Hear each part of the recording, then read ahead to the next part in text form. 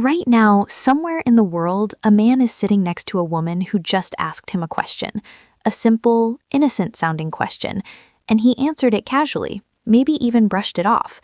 What he doesn't know is that she just told him everything.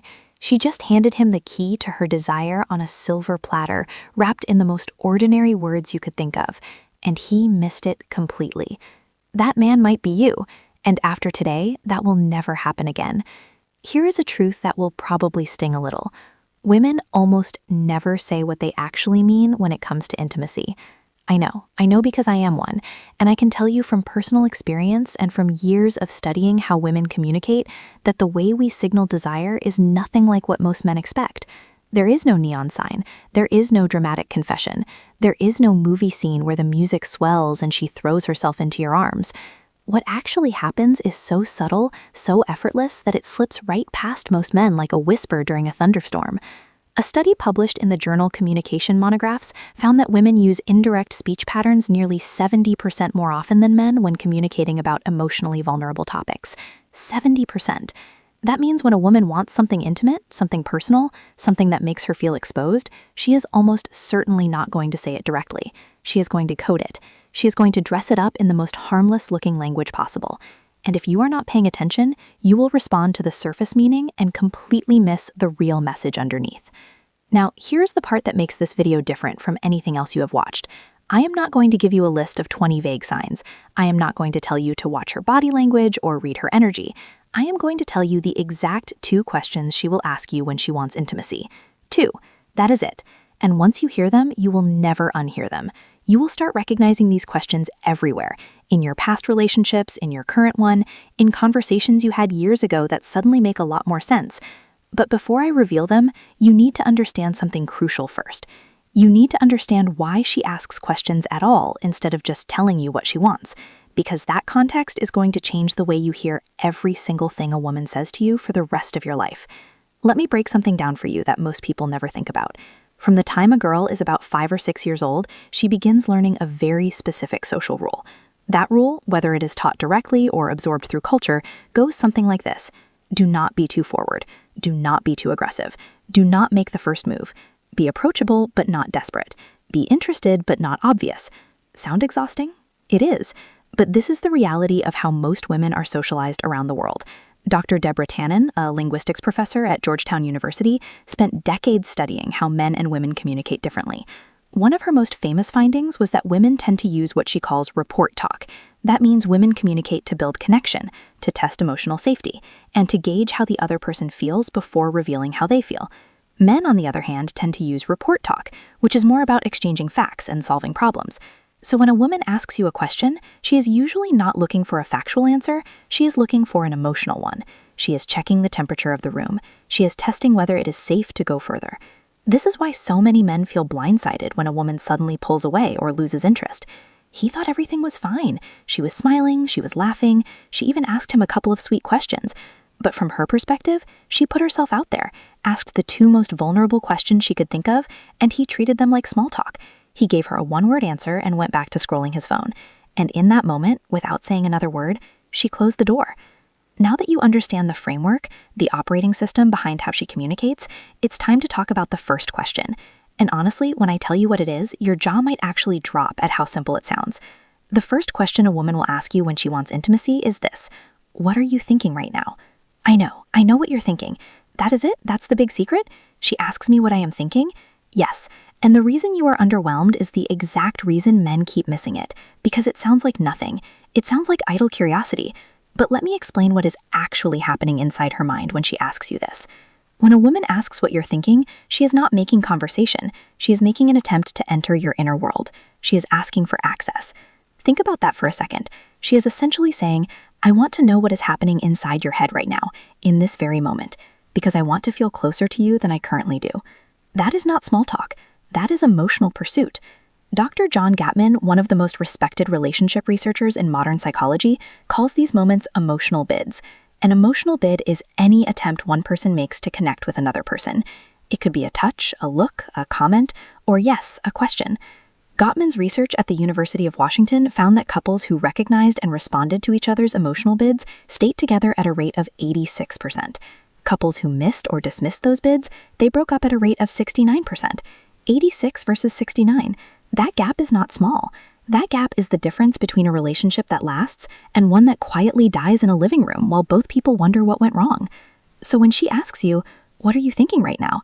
she is making a bid. She is reaching for you. And how you respond determines everything that happens next. If you say nothing or "I don't know" or something dismissive, she receives that as a rejection. Not a dramatic door-slamming rejection, a quiet one. The kind that builds up over time like sediment until one day the river does not flow anymore. But here's the part that connects directly to intimacy. For most women, emotional closeness is the prerequisite for physical closeness. This is not a stereotype. This is neuroscience.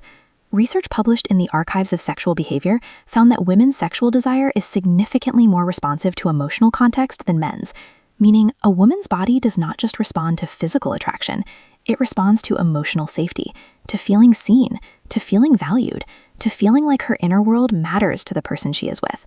And when she asks what you're thinking, she is checking all of those boxes at once. She is saying, "Do you trust me enough to be vulnerable? Are you present with me right now? Do you see this moment the way I see it?" And if your answer tells her yes, something shifts. Not visibly, not dramatically, but internally. A wall comes down, a door opens. She moves one giant step closer to wanting you. Not just emotionally, but physically. So the next time a woman looks at you and asks, "What are you thinking right now?" don't shrug. Don't dodge. Don't make a joke to deflect. Look at her. Be honest. Even if what you were thinking about is silly or random, because what she is really asking is not about the content of your thoughts. She is asking if you will let her in. But this is only the first half of the puzzle, because even after she asks this question and you respond well, she has one more question she needs to ask before she fully opens up. And this second question, this one is even sneakier than the first, because it does not sound romantic. It does not sound emotional. It sounds like the most casual throwaway line in the history of human conversation. And that is exactly why almost every man on earth gets it wrong. The second question she will ask you when she wants intimacy is this: "Are you tired?" Go ahead, laugh, roll your eyes. Think it's too simple. But I promise you, by the time I finish explaining this, you are going to replay at least 3 memories in your head where a woman asked you this exact question and you completely blew it. "Are you tired?" is one of the most brilliantly disguised questions in all of human communication. On the surface, it sounds like concern. It sounds like she's being thoughtful, checking in on you, making sure you are okay. And sure, sometimes that's all it is. But in certain moments, in certain contexts, especially late at night, after a date, after a long conversation, after a moment of closeness, this question is not about sleep. It's about permission. What she is really asking is, "Are you available? Do you have energy for me tonight? Are you going to roll over and go to sleep, or is something else going to happen?" And she phrases it this way for a reason. She phrases it as a yes or no question about fatigue because it gives her plausible deniability. If you say, "Yeah, I'm exhausted," she can nod and say, "Okay, good night," and no one gets embarrassed, no one gets rejected, the moment passes without any awkwardness. But if you say, "No, I'm not tired at all," she now has the green light to take the next step, to move closer, to touch your arm, to suggest something, to create the kind of moment she has been building toward all evening. This is the brilliance of female communication, and honestly, men should be taking notes. She manages to ask one of the most loaded questions possible while leaving herself a perfectly safe exit. That is emotional intelligence operating at a very high level. Let me give you a scenario to make this crystal clear. You've been on a great date, dinner, conversation, laughter. You walk her to her door, or you're sitting on the couch at one of your places. The energy has been building all night. She's been leaning into you, making eye contact, finding reasons to touch your hand. And then in a quiet voice, she asks, "Are you tired?" If you say, "Yeah, kind of," she'll smile and say, "Okay, well, I had a great night." And she'll mean it. But she will also be disappointed in a way she will never tell you about, because she gave you the signal. She opened the window and you closed it without even knowing it was open. Now compare that to this response. She asks, "Are you tired?" And you look at her with a slight smile and say, "Not even a little." Something changes in her eyes. You might not even notice it consciously, but she just received confirmation that the next chapter of the evening is possible. You didn't pressure her. You didn't make a move she wasn't ready for. You simply told her that you are present, you are available, and the night does not have to end yet. And for a woman, that answer is everything. A survey conducted by the Kinsey Institute found that for women in romantic relationships, the most commonly reported barrier to intimacy was not lack of attraction. It was feeling disconnected, or sensing that their partner was emotionally or physically unavailable. Let that land for a second. She's not avoiding intimacy because she doesn't want you. She's avoiding it because she's not sure you want her in that moment. And "are you tired?" is her way of finding out without putting herself at risk. This is why the timing of this question matters so much. She will almost never ask it in the middle of the afternoon while you are doing dishes. She asks it at night. She asks it when the two of you are alone. She asks it during a moment that already feels charged. If you start paying attention to when she drops this question, you will begin to see the pattern. It always comes right before a window of opportunity, right before the moment where the night could go one of two ways. Now, here is the part that makes this knowledge truly urgent. When a woman asks both of these questions and you miss them, something happens that is very difficult to reverse. She doesn't get angry, she doesn't argue, she doesn't give you a lecture about emotional availability, she simply files that information away. She categorizes you, and the category she puts you in is not cruel or unfair, it is protective. She labels you as someone who is not tuned into her, someone who is not paying attention. And once that label